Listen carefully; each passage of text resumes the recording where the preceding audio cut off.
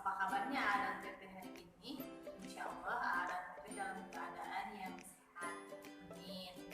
Setelah minggu kemarin A dan PP belajar tentang ciri-ciri makhluk hidup, kemudian ciri-ciri pertumbuhan dan perkembangan pada manusia, pertumbuhan dan perkembangan pada hewan. Nah, untuk minggu ini A dan PP akan belajar tentang pertumbuhan dan perkembangan pada tumbuhan. Mari simak penjelasan selanjutnya. Tema 1, subtema 4. Pertumbuhan dan perkembangan tumbuhan. Muatan Bahasa Indonesia KD 3.4 dan 4.4. 1. Menyusun laporan menggunakan kosakata yang tepat. Perkembangbiakan tumbuhan. Tumbuhan berkembang biak dengan banyak cara. Tahukah kamu bagaimana tumbuhan berkembang biak? Yuk kita cari tahu. Ada 4 cara tumbuhan berkembang biak. 1. Dengan cara biji, 2. dengan tunas, 3. dengan umbi, dan 4. dengan spora. Untuk yang pertama, biji. Jika biji ditanam, akan tumbuh kecambah, kemudian menjadi tumbuhan muda, tumbuhan dewasa, tumbuhan yang berbunga, dan kemudian berbuah. 2. Tunas. Tunas akan tumbuh di sekitar induknya menjadi tumbuhan yang baru. 3. Umbi, bagian tumbuhan yang mengembung dan berada di dalam tanah. 4. Spora. Spora biasanya hidup atau tumbuh di tempat yang lembab. Contoh perkembangbiakan dengan biji yaitu mangga, jambu, bunga matahari, melon, jagung, cabai, dan masih banyak yang lainnya. Contoh tumbuhan yang berkembang biak dengan tunas, pisang, dan kelapa.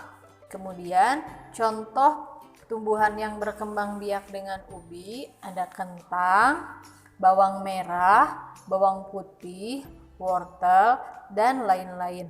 Contoh perkembangbiakan tumbuhan yang keempat, spora, yaitu tanaman paku dan tanaman lumut yang biasanya suka ada di tempat yang lembab. Nah, ini contoh dari tumbuhan paku dan tumbuhan lumut. Ada 2 cara perkembangbiakan pada tumbuhan. Yang pertama, secara alami dan secara buatan. Secara alami adalah perkembangbiakan tumbuhan tanpa bantuan manusia. Contohnya yang tadi sudah Ibu jelaskan ya. Ada biji, tunas, umbi, dan spora. Kemudian yang kedua ada cara perkembangbiakan secara buatan. Nah, untuk perkembangbiakan ini membutuhkan bantuan manusia. Contohnya mencangkok. Mencangkok biasanya dilakukan pada tumbuhan yang berkembang biak dengan biji. Misalnya, mangga. Mencangkok dilakukan dengan cara mengupas kulit pada bagian dahan pohon. Selanjutnya, bagian yang sudah dikupas dibersihkan. Tutup bagian luka dengan tanah dan sabut kelapa. Setelah itu, ikat bagian ujung dan ujung bawah, biarkan selama 1-2 bulan. Nah, ini contoh cara mencangkok tanaman. Yang pertama ada dahan pohonnya, kemudian dahan pohon tersebut dikupas kulitnya, dibersihkan.